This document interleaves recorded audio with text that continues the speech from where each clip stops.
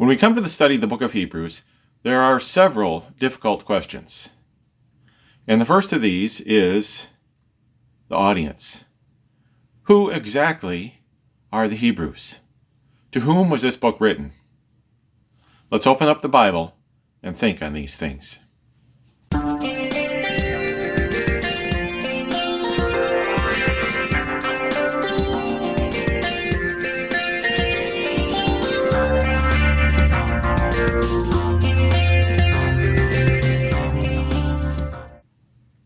This is the Word of Truth Ministry video library.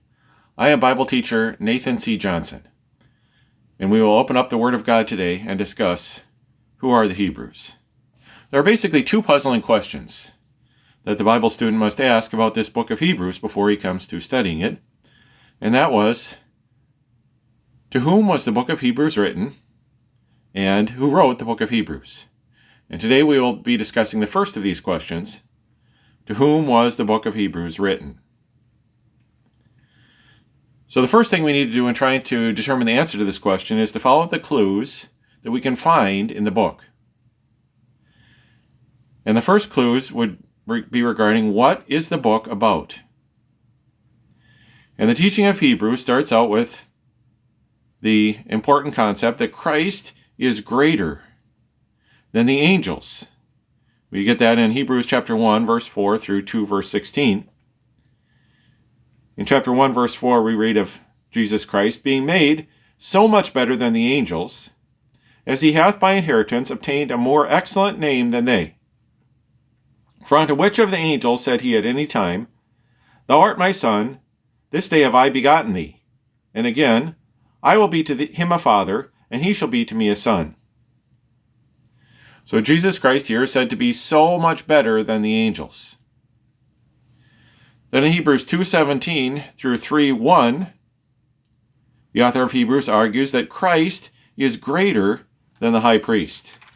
If we look at Hebrews 2 and verse 17, Wherefore in all things it behooved him to be made like unto his brethren, that he might be a merciful and faithful high priest in things pertaining to God, to make reconciliation for the sins of the people. If you read through that section, you'll see he talks about him as the high priest, the greater, the superior high priest to the high priests of the family of Aaron. In Hebrews 3, in verses 2 through 6, we read that Christ is greater than Moses. Hebrews 3, verse 2, we read, Who was faithful to him that appointed him, as also Moses was faithful in all his house.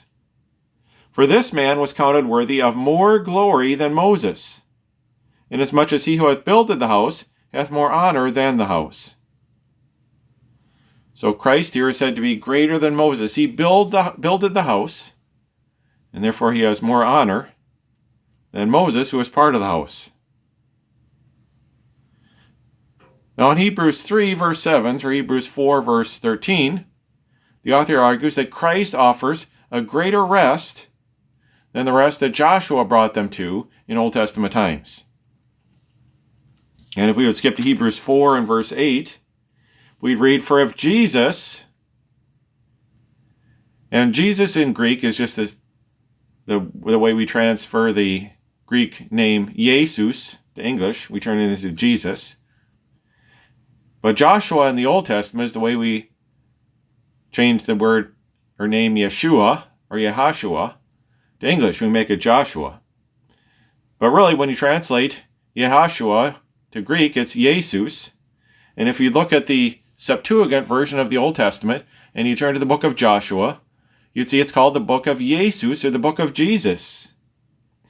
And Jesus and Joshua are the same name, just Joshua comes from the Hebrew form of it and Jesus from the Greek form of it.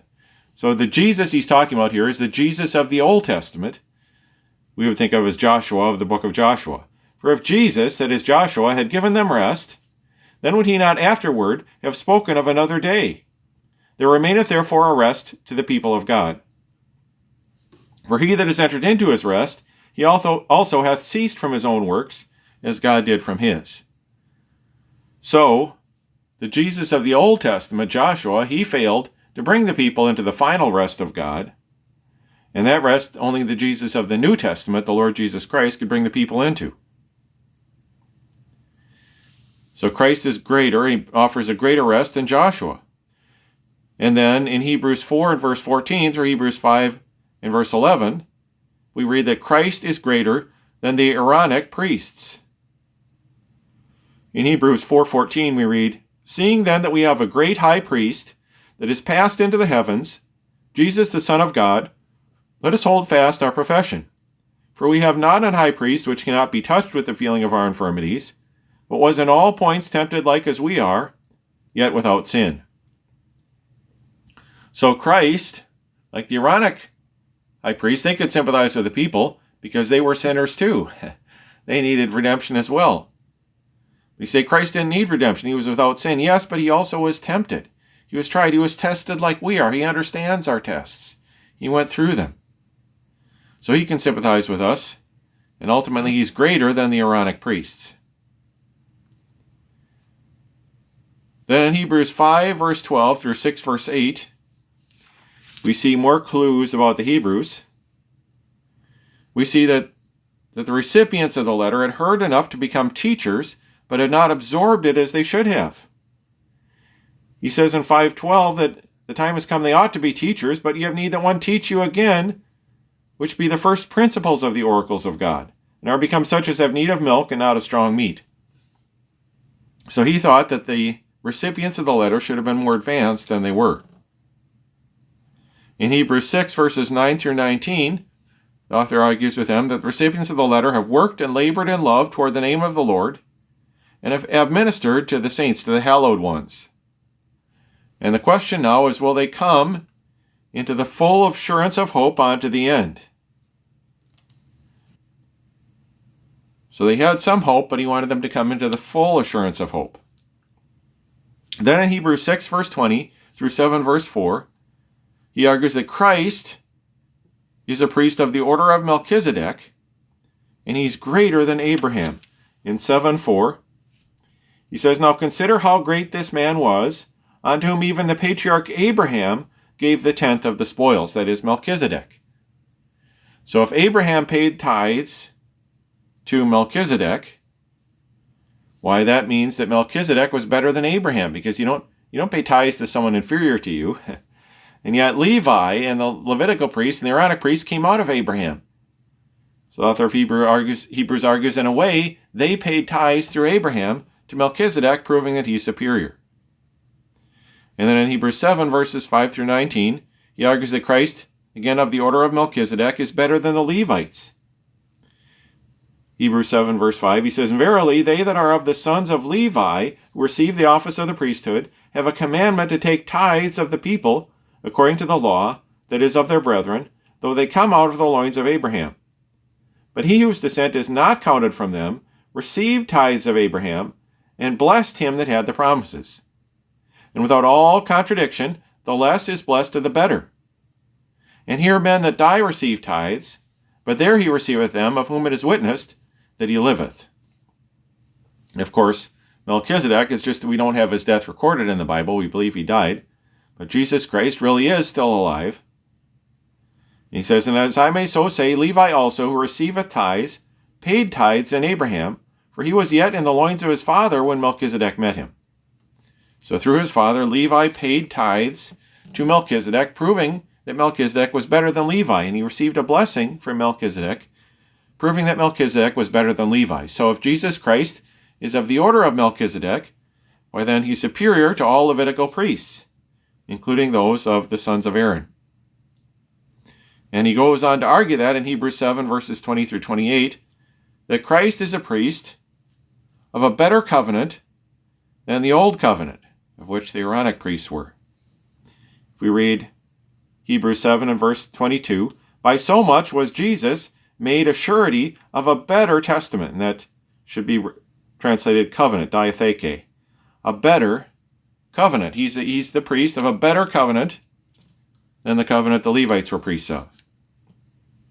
And then Hebrews 8, verses 1 through 13, he argues that Christ ministers in a better tabernacle than that on earth. Hebrews 8 and verse 2, a minister of the sanctuary and of the true tabernacle, which the Lord pitched, and not man. So he ministers at the tabernacle in heaven, and not the tabernacle on earth. Then in Hebrews 9:1 through Hebrews 10:18, the author argues that Christ offers a better service and a better sacrifice than that Moses gave. In Hebrews 9 and verse 1, then verily the first covenant had also ordinances of divine service and a worldly sanctuary, for there was a tabernacle made, the first, wherein was the candlestick and the table and the showbread, which is called the sanctuary. So he speaks of that first tabernacle, that tabernacle that was made in the Old Testament in the wilderness under Moses. Then he says in verse 6, now when these things were thus ordained, the priests went always into the first tabernacle, accomplishing the service of God, but into the second, that is the inner part, the Holy of Holies, went the high priest alone once every year, not without blood, which he offered for himself and for the errors of the people. The Holy Ghost is signifying that the way into the holiest of all was not yet made manifest, while as the first tabernacle was yet standing, which was a figure for the time then present, in which were offered both gifts and sacrifices, that could not make him that did the service perfect, as pertaining to the conscience.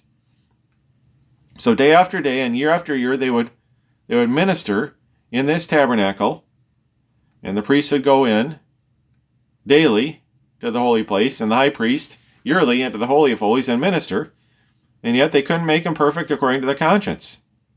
Then verse 11, but Christ being come an high priest of good things to come, by a greater and more perfect tabernacle, not made with hands, that is to say, not of this building, not of this creation, neither by the blood of goats and calves, but by his own blood he entered in once into the holy place, having obtained eternal redemption for us. So he didn't have to go in there daily, and he didn't have to go in year after year. He offered the perfect sacrifice once. So that proves he offers a better service and a better sacrifice than Moses gave the Levitical priests. So see, the whole point of all these sections is that Christ is superior to everything Israel had in the Old Testament. Then in Hebrews 10, 19 through 39, the author of Hebrews encourages the recipients of the book to accept these truths and to not draw back from them. Not say, I was willing to believe Jesus is Christ, but I don't know if I can believe all this. No, he says, don't draw back. And then in Hebrews 11, verses 1 through 40, he sets up faith as the supreme possession of the saints. Now, my conclusion from all this, that this is what Hebrews is about, is that the recipients of the letter had already believed that Jesus Christ was the Messiah. Notice he doesn't try to prove that. He doesn't try to show that. He assumes that they're already thinking that they're already believing that. But the author believes it is questionable if they have fully grasped that Jesus Christ wasn't just the Messiah, that he wasn't just a great king like David, but that he was and is the supreme one, that he is God himself. So they haven't really yet given him the place that's above everything else. It's above the tabernacle and the priesthood and Moses and the law and the temple and everything. Well, this would indicate that Paul's ministry among whoever the recipients were was not complete. He had presented Jesus as Messiah to them, and many of them had believed it.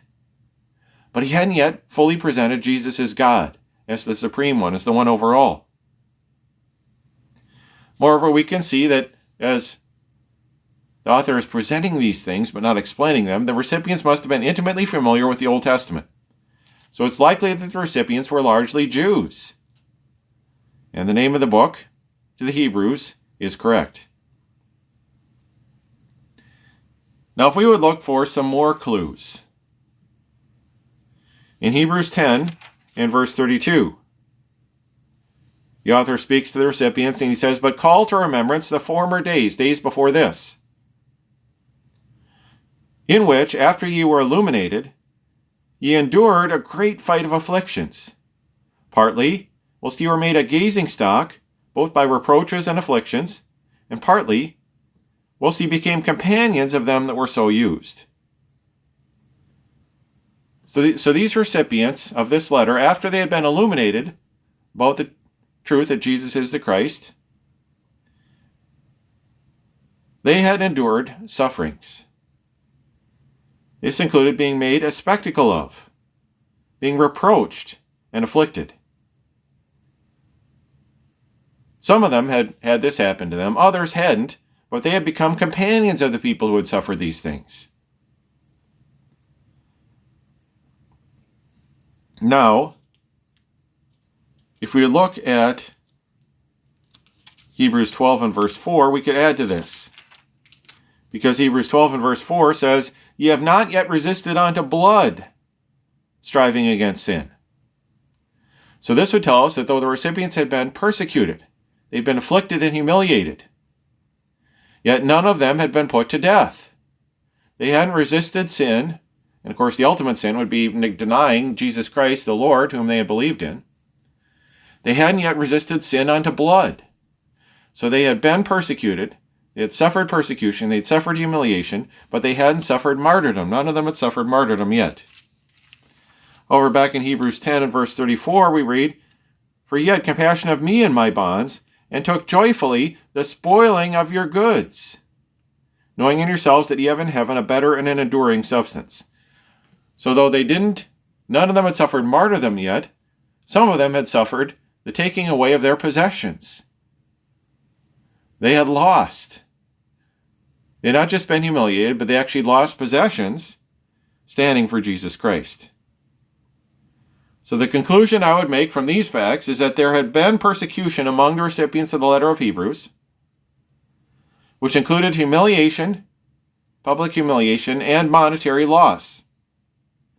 But no one among the recipients of Hebrews had yet died for his faith. Now if we go on to Hebrews chapter 13, in verse 23, we can find another important and pertinent fact that will help us sleuth who the Hebrews are. He says, Hebrews 13:23, "Know ye that our brother Timothy is set at liberty, with whom, if he come shortly, I will see you."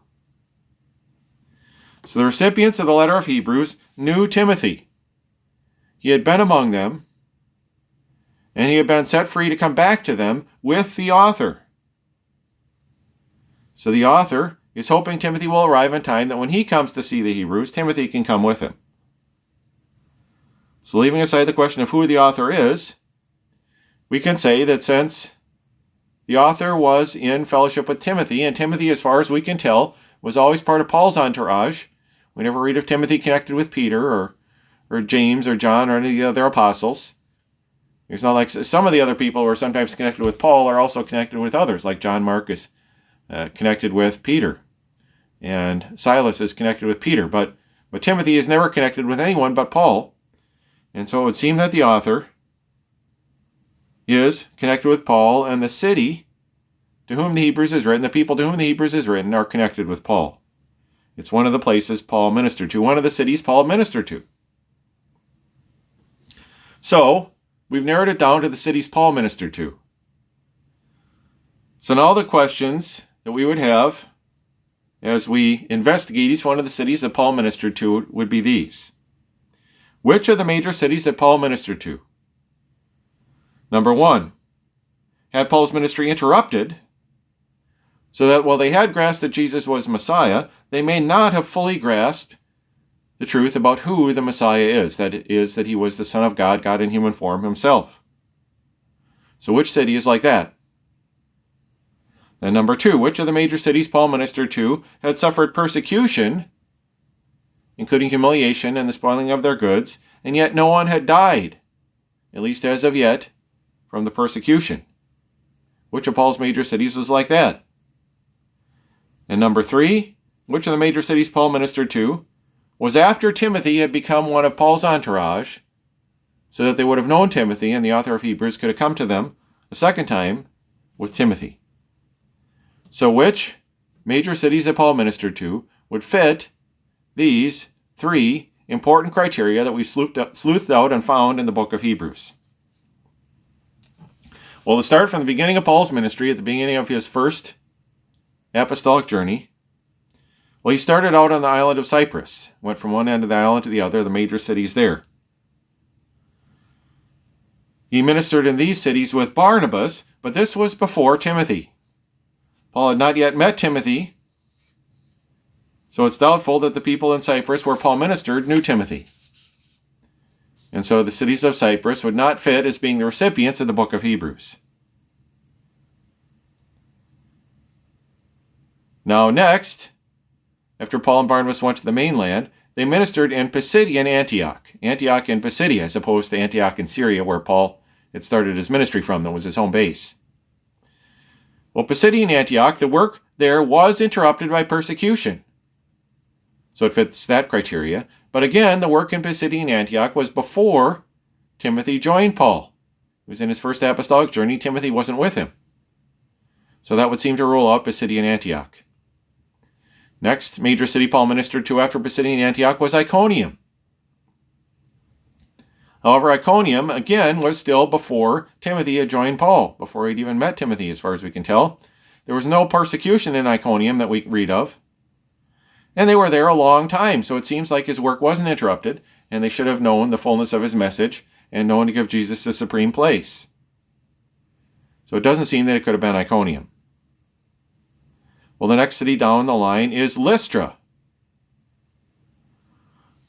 Well, in Lystra, the ministry there was indeed interrupted by persecution, so it fits that criteria. But it was still part of Paul's first apostolic journey. It was before Timothy joined them. So it wouldn't seem like the recipients of the Hebrews were Lystra. Well, the next city down the line Paul went to was Derbe. Derbe, as far as we can tell, the ministry there was not interrupted. There's no indication of persecution in Derbe. And again, Derbe was before Timothy joined them. It was before Timothy joined them. Now, as far as we can tell, Timothy was from either Lystra or Derbe. It says when Paul was ministering in Lystra and Derbe, he picked up Timothy in his second missionary journey.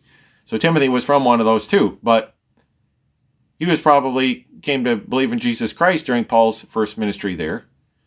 And so he seems unlikely to one who had been coming back with Paul to minister there later. I mean, Paul came back there and picked up Timothy from there. And that's where Timothy started with Paul. So that wouldn't seem to fit with the recipients of Hebrews. Well, moving on to Paul's second apostolic journey. Now he's picked up Timothy. So now we have him. So these seem more possible, these cities.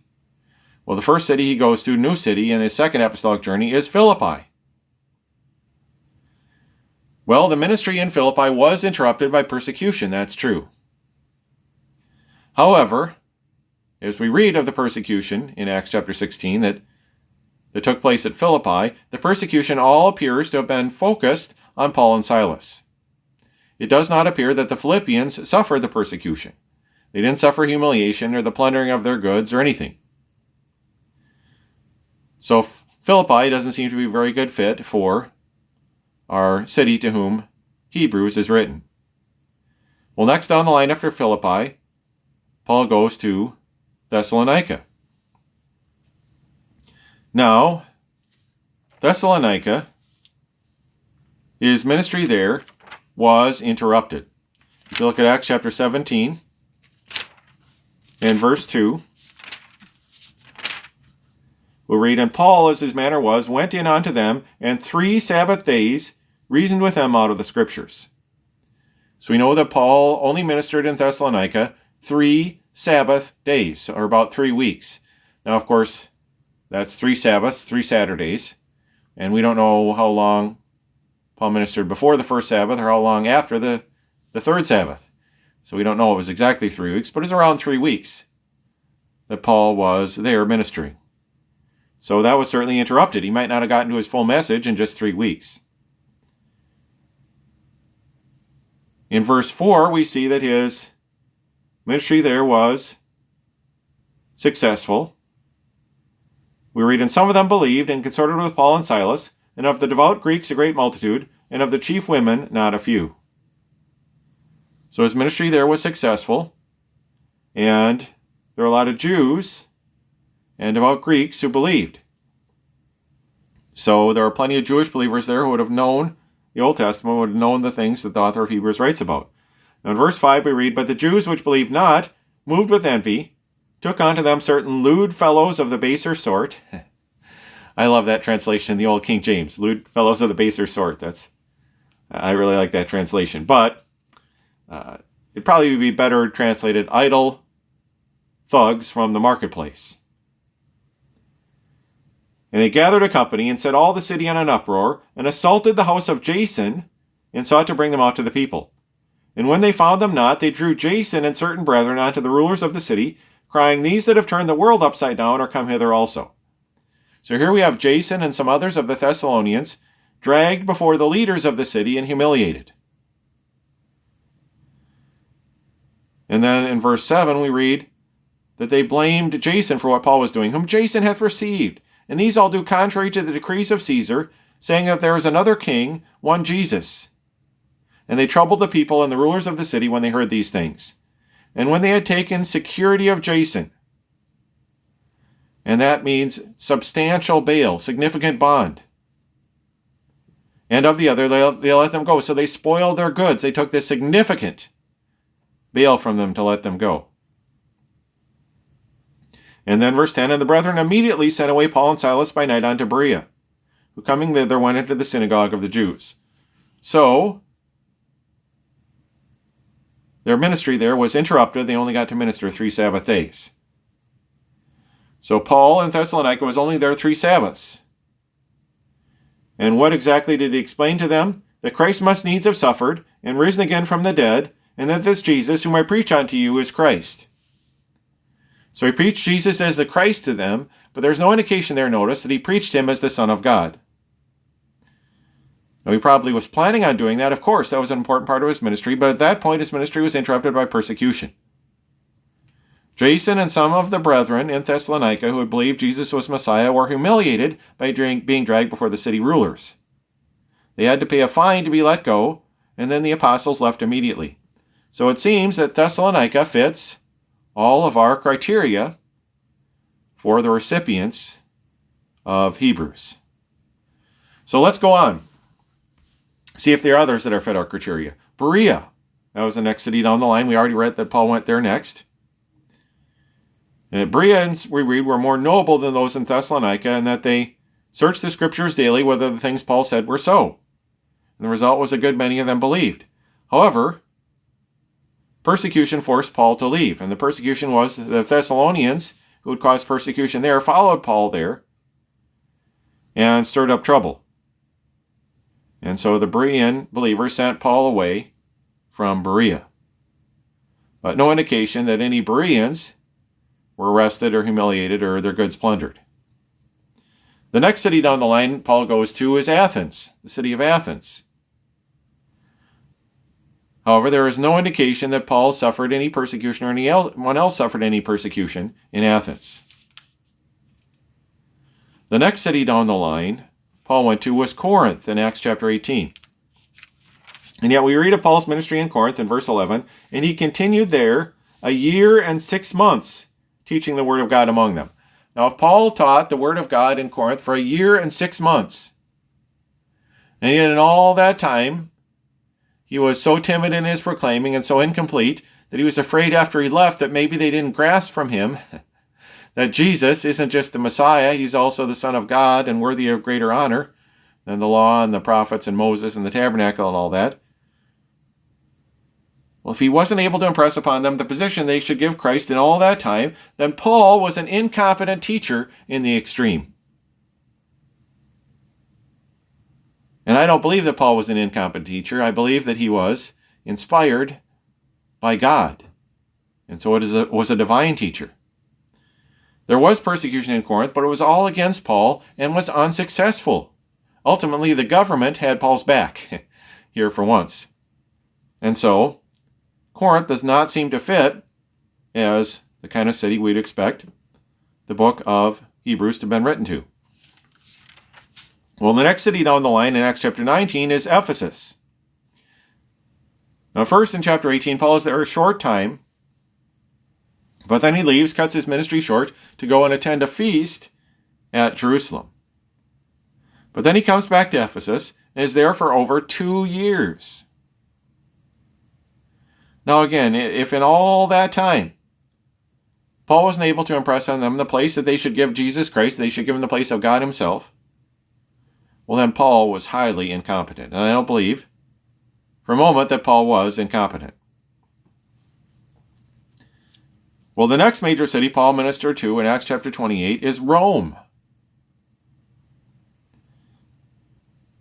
Now, Paul was in prison in Rome, but we don't read anything about persecution of the believers in Rome.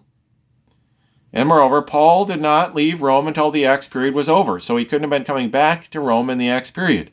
And I think, as I'll talk about in a future message, but I think that the character of Hebrews is very Acts period.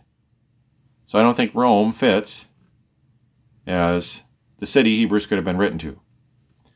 Now, Otis Q. Sellers, when he was giving his teaching on Hebrews and the introduction to it, when he discussed the question of who the Hebrews are, he offered 2 suggestions for who the Hebrews might be. Paul suggested Jerusalem or Rome. And I believe he was getting that from Lenski, from his commentary on Hebrews. That's what Lenski said. He pointed out that this was a city with a major Jewish contingent there, one that well knew the law, and that would have been ready to receive and understand many of the complicated arguments in Hebrews. So he thought the only places with such a significant Jewish community would have been Jerusalem or Rome. And Sellers seems to have adopted his suggestions, but I don't think Sellers could have thought about this very hard. He went with Lenski's suggestion, but I don't think he really must have searched it out for himself, because I find both these suggestions impossible. Well, why do I think the recipients of Hebrews couldn't have been Jerusalem? Well, I think it because of applying our 3 criteria that we find in Hebrews to Jerusalem. Jerusalem was the place where the 12 had started out ministering. It was their primary theater of their work. Now it would seem nothing but a grave insult to both the Hebrews and the 12 to suggest that after all the work the 12 had done in Jerusalem, they had been so incompetent at their job that after years of ministering to the Jews in Jerusalem, the author of Hebrews still thought that the 12 wouldn't have impressed on the people of Jerusalem to give Christ his proper place. I mean, what an insult, both to the 12 and to the intelligence of the people and believers in Jerusalem. On top of that, how insulting would it have been for Paul or any one of Paul's entourage, whoever wrote Hebrews, I'm not weighing in on that yet, but how insulting would it have been for them to suggest to the Jerusalemites that they had not yet resisted sin unto blood, when Paul himself had been there and had borne partial responsibility for Stephen's execution, the very first martyr for Jesus Christ, that took place at Jerusalem. Not to mention all those who had been persecuted after that, whom Paul had taken a personal hand in persecuting. For somebody from Paul's entourage to come along later and then said, "Oh, you Jerusalemites haven't yet resisted sin unto blood." I mean, that would be terrible. That'd be awful. That'd be a horrific lie and a terrible insult, and just utterly trying to whitewash Paul's history and contrary to the truth. And I believe Hebrews is inspired. God never twists the truth in such a horrific manner. So I would say that suggesting Jerusalem as the recipients of the Hebrews is an impossible suggestion. And the same would go for anywhere in Israel where so much persecution had been done. What about Rome? No, Sellers, again, I think without investigating out himself probably, but just following Lenski, suggests Rome as a possible place where there's a significant Jewish presence that could have received Hebrews. Well, again, the author of Hebrews seems to have been in Rome and then left and be about to come back if it was Rome. But Paul was in Rome for over 2 years. In all that time, he surely must have impressed on the Romans he met with the important place they must give Christ. They must not just give him the place of a Messiah like David, but must give him the place of God himself. Moreover, as I said, Paul did not leave Rome until the Acts period was over. And Sellers, he never says specifically, I believe Hebrews is an Acts period book, but in his teaching of it, he certainly assumes that that is the case. He doesn't say that in the intro, but he assumes it in his teaching of Hebrews, that of course it's an Acts period book.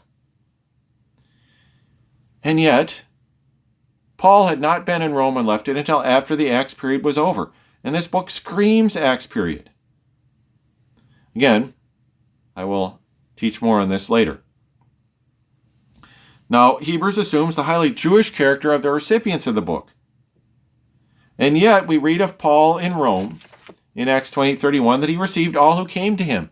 According to Philippians, that included the Praetorian Guard, Gentiles, those who would have no idea about the law and the tabernacle and the things that were contained in it and all that the author of Hebrews talks about and assumes his readers are going to know. Yet the author of Hebrews assumes his believers are all Israelites. So I would suggest that Rome, too, is an impossible suggestion. Much as I respect Otis Q. Sellers, I think that's an impossible suggestion. So my conclusion from my investigations and following, like I said, the facts of Hebrews compared to the facts of the cities Paul ministered to, which I think Hebrews shows, the recipients of Hebrews must be one of these. The most likely city we saw, the only one that really fit all three criteria, is Thessalonica. Again, Paul was only in Thessalonica around 3 weeks. Enough time to give part of his message, and yet maybe he never got to give his message on week 4. And if Hebrews was written to the Thessalonians, maybe Hebrews, verses chapters 1 through 9, they're all about giving Christ the superior place of God, where the message he would have given on week 4. And maybe the one exalting faith in Hebrews 11 would have been the message he would have given on week 5. But his ministry was cut short, and he might not have had time. And according to what it says in Acts, he didn't have time to present Jesus to them as God, the Son of God, just as the Messiah. Again, let me read to you what it says in Acts 17, verse 3, about what he taught them in Thessalonica. It says, opening and alleging. So he opened his argument, but he never finished it.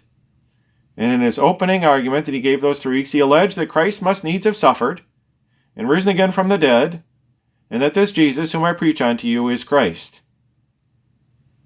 But he didn't get to the next fact, that this Jesus whom I preach to you is the Son of God. Notice it doesn't say he got to that.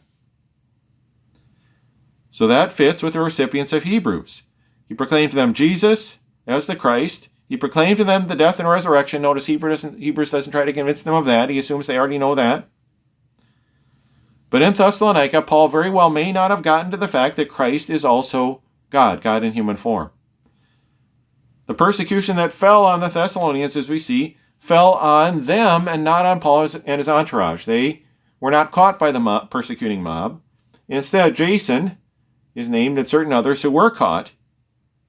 They were publicly humiliated in front of the whole city and had to give significant bonds. Their goods were plundered. All of these things fit the Thessalonians and the recipients of Hebrews. Yet none of them were killed, notice. They were let go after their significant bond was taken from them. And that fits with what the author of Hebrews says to the Hebrews, that none of them had yet resisted sin unto blood. None of them had died for their faith in Christ yet. So I believe that Hebrews fits as a book written to the Thessalonians. Now, if we actually turn to the letters we do know are written to the Thessalonians, 1st and 2nd Thessalonians, I think we can find more evidence there. In 1 Thessalonians 2 and verse 17, Paul says to them, referring to the fact that he had to flee from them and not finish his ministry, but we, brethren, being taken from you for a short time in presence, not in heart, endeavored the more abundantly to see your face with great desire. He says, I greatly desire to see you again. Why? Well, maybe because he felt his ministry among them wasn't complete. He hadn't gotten to one of his punchlines that Jesus is the Son of God. In chapter 3 and verse 1, he says, 1 Thessalonians, Wherefore, when we could no longer forbear, we thought it good to be left at Athens alone. Remember, Paul went to Berea, then had to flee from there and went to Athens after Thessalonica. So we thought it good to be left at Athens alone, and sent Timotheus, our brother and the minister of God and our fellow laborer in the gospel of Christ, to establish you and to comfort you concerning the faith. So Paul was concerned with them. How were they standing up to the persecution? And he was worried about establishing them. You felt like your faith wasn't solid when I left you, because I hadn't given you the complete message yet, probably. So he was worried with a faith that was not yet solid. How are they standing up to the persecution? And maybe he didn't know how they were standing up. He wanted Timothy to go and find out. Then in 1 Thessalonians 3 and verse 6, he says, But now when Timotheus came from you unto us, and brought us good tidings of your faith and charity, and that ye have good remembrance of us always, desiring greatly to see you, as we also to see you. Therefore, brethren, we were comforted over you in all our affliction and distress by your faith. For now we live if ye stand fast in the Lord. So Timothy visited the Thessalonians again, and then brought a report back to Paul, and it was good news. They were faithful to the message they had received, in spite of the fact that Paul hadn't been able to establish them in it due to a short ministry there. Now in 1 Thessalonians 3 and verse 9, he says, For what thanks can we render to God again for you, for all the joy wherewith we joy for your sakes before our God, night and day praying exceedingly that we might see your face and might perfect that which is lacking in your faith. Paul felt something was lacking in the faith of the Thessalonians, and it was because his ministry had been cut short. The short time he had with them, he hadn't been able to complete their belief in the full message. Well, that seems to be what the author of Hebrews thinks of the Hebrews, that their faith hasn't been complete in the full message. They believe Jesus is Messiah, that he died and rose from the dead, but they haven't yet believed that he should have the ultimate superior place. So I would conclude that the city of Thessalonica fits all the facts that we find in the book of Hebrews. And no other city that Paul ministered to does. Those three criteria that we drew from Hebrews itself, that it had to be a city of Paul, Timothy had to be associated with it, and it had to be a place where his ministry was cut short, and where the people of the city were persecuted, but none of them put to death. All these criteria fit Thessalonica and none of the other cities. Now, of course, we can't prove it. And you could say, this is just the cities we know of that Paul ministered to. Well, we can always speculate some other city that we don't know about. But that would just be idle speculation. Of the cities we know about, the best, and really I would say the only likely candidate for the recipient of Hebrews is Thessalonica. Now, since the book of Hebrews doesn't say, and nowhere else says, we can't be sure. So I can't pound the table and present this as an absolute necessity, and if you don't believe it, you're some kind of reprobate. No, you can be free to disagree with me. Only you ought to disagree with me based on facts. And I would insist that as far as the facts are concerned, the facts all point to Thessalonica. That's really the only likely candidate.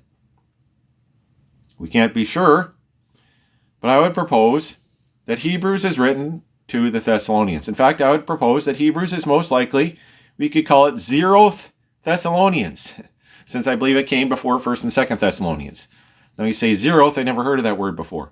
Well, if you knew thermodynamics, you'd have heard that word before, because in thermodynamics, there's a 0th law of thermodynamics.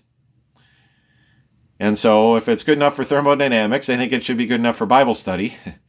And we can say that Hebrews is 0th Thessalonians, written before 1st Thessalonians to the Hebrews. And before Timothy came to them, found them faithful, and then brought a good report of them.